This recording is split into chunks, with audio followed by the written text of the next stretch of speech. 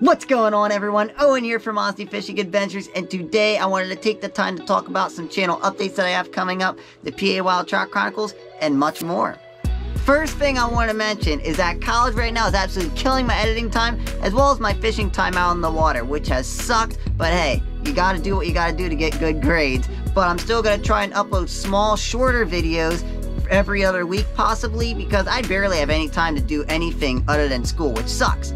It really sucks. I got really hard classes this semester. I have financial accounting and also statistics, which are like both my worst enemies. But hey, hopefully I can make it through. But away from that, I'm still going to try and upload videos. But as it relates to the PA Wild Trout Chronicles, for now, I'm going to put that series on hold because I really want to make those high quality videos. Want to include as much educational content in them as possible. And I want to ensure that the information in those videos is very accurate and up to date.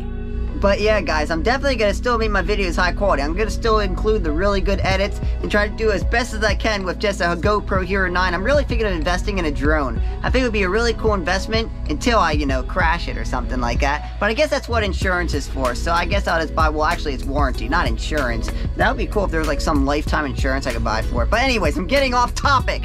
Ugh.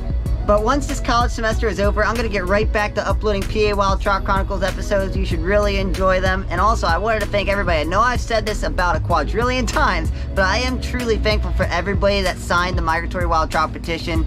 Eric Richard has taught me so much about these wild trout this past summer, as well as he continues to as well as time has gone on, and it really means a lot to me, and I want to pass the love to you guys. Really want to teach you guys about these wild trout, but a lot of people have been asking me, and it is something I really wanted to bring up. People have been asking me, hey, where do you go fish? Where do you do a lot of these fish? Where are these fish located at? And I understand, in order to protect these fish, yes, it is kind of nice to know where these fish are located, but at the moment, these fish are still, not protected. And that's the biggest issue. I talk more openly about, where to find these fish, how to locate them, and how to catch them if it wasn't for people and pictures like this.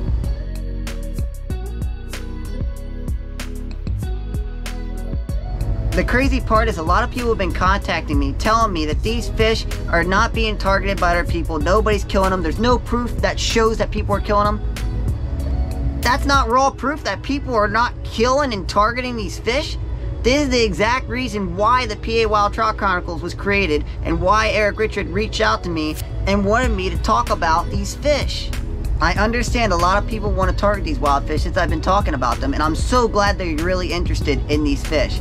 And that's why I actually want to create a video talking about how I do some of my research and also the ways that I've found some of these streams. Not just wild trout streams, but how to find spots overall, because a lot of people, and look, I get it. It's really nice when you could easily get a spot, ask somebody for a spot, and get it. But I find the satisfaction of finding that stream, traveling miles and miles and covering a bunch of water to finally find that one little gem. That's how I found a lot of my good wild trout streams. Now, I'm not gonna lie, I used to be that guy. I used to be that guy that used to beg people for wild trout streams. I'm not gonna lie, I was that guy. And I have found a lot of streams like that. But the best way to do it is just to do the research, use Google Maps, use other resources online, and I want to show you guys how you can do that without naming the streams that I fish, so you guys can find the fish that you're looking for, whether it's bass, wild trout, whatever you're looking for. That's my main goal. I want to help you guys as much as I can as a YouTuber, but I can't just go out and outright name streams, or they'll look like the salmon run up in Erie, and I don't want that to happen at all.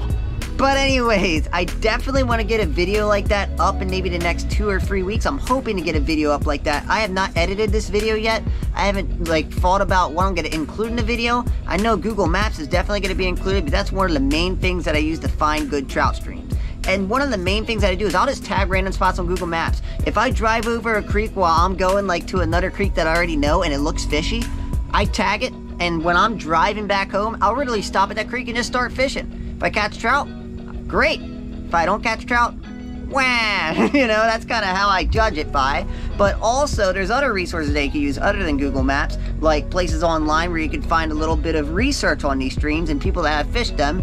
And, sometimes I'll find really old forums and stuff. All right, I'm going on too much about this. I don't want to talk about it too into detail until I upload that video. I also wanted to make another big announcement, which is another video that I'm hoping to get up, which is a new initiative that I want to push. And I think this is going to benefit a lot of people.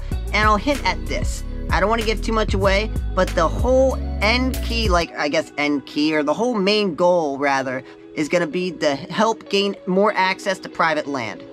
And I wanted to clarify something, because some people were actually criticizing me in a couple videos ago, just talking about the main difference between the migratory brown trout and the resident brown trout, just solely based off of color. I actually learned, and I asked Eric about this, because I've caught fish in my local tailwater, and I know these fish in my local tailwater, there's no big water, there's no like really big river that they could run to in order to be quote unquote migratory, but I've caught some very silvery fish in there, and I just asked them, can you really tell the difference just based off of shape and size? And to my surprise, he told me actually no. The way to really tell the difference is just the movement itself. If you know where to locate these fish, you know where they're gonna be sitting during certain times of the year, and you can see that they're moving into the bigger water and have proof, that's how you can really tell the movement. It's just the movement itself. But I also wanted to address another question that people were asking me, and I'm probably going to talk about these questions in another future video as well, just to make sure that my critics see this, because I want to respond to them. I would respond. I just want to let everybody know I would respond to you. It's just right now, college has just been killing my time. I usually respond, as you guys know, in like really long paragraphs, try to give as much detail as possible, because I want to give you guys a valid, really well-written response. I don't want to just put a bunch of mumbo jumbo in there. I want to make sure that you guys get a lot of information, get as much information as possible, so you understand why we should protect these wild trout. That is the biggest goal. But what I wanted to get into is that people were asking me, how do you know that there's a special strain of migratory brown trout? And the truth is, there isn't a special strain. Rather, there used to be a special strain, which is considered the Loch Levin strain, which used to be called the super trout back in the old days, which is when a lot of people used to keep this fish a secret and they just referred to them as super trout. And this happened in like the early 1900s to like the mid 1900s. Because around 1950, I forget what date it was, but the Federal Fish Hatchery came out with some note, and I'll let Eric explain this, because I had an interview with him, and he explained this way better than I'm about to explain it right now. So I'm just going to take it right over to him. This is a limited limestone legends. In this book, Charlie Fox writes all about the Loch Levin strain. The Loch Levin strain is believed gone. We believe all the brown trout are just one type of trout. They're all one, and that one is a stock trout. And I've spent my entire life trying to prove to myself that I am not fishing for Loch Levin strain trout. Yeah, that's what I was saying. And that they're all crossed, and that's what everybody believes. That's what ended this conversation in 1950 with a letter from the Federal Fish Hatchery biologist to Charlie Fox and the boys at the Harrisburg Fly Fishers Club, and he said most likely they're all crossed. Brown trout literally is the fish that can change its own spots. It's a leopard that can change its spots, because when it's so adaptable, it's so amazingly adaptable, it's so genetically plastic, that when a population separates from the mover and now becomes a resident to an ecology anywhere in the world over time, thousands of years, maintaining separation, they do it on their own. By changing their diets, what they eat and how they move and where they spend their time feeding and stuff like that, times of the year when they spawn too. They adapt to a smaller environment. That stream is smaller, there's less things to adapt to, less variables, and they adapt so acutely to each one because they're so adaptable. They mold to it so much that they change in appearance so much that has created the argument of subspecies labeling versus lumping in genetics, from taxonomists to go all the way back to Gunther and Weidgreen before they even came here. And they're still fighting about them today. So it's a complicated conversation to have. And it's hard to get people to that line of thinking. But so appearance is hard to go solely from. It's actually the movement that separates the two. I really wish I could have just got a regular fishing video up right now, but I wanted to give you guys an update on what's coming up. Just, you know, talk to you guys, because I want to let everybody know what college is doing to me right now and how it's just eating me alive. But yeah, hope you enjoyed the next couple videos. I hope I could get a couple videos out. As I said in a previous video, actually I said it on social media. If you don't follow my social media accounts, it's Aussie Fishing Adventures on Instagram and also Facebook. Please follow them. You'll get updated really quick about new videos coming up. Just me talking a little bit more about these wild trout, showing some cool pictures of the places that I go, all of that good stuff. So if you want the extra goodies, definitely check it out. Hope you enjoyed this video, and I'll see you hopefully on the next Aussie Fishing Adventure, which will hopefully be maybe another 2 or 3 weeks. Hopefully. I really hope. See you next time, guys.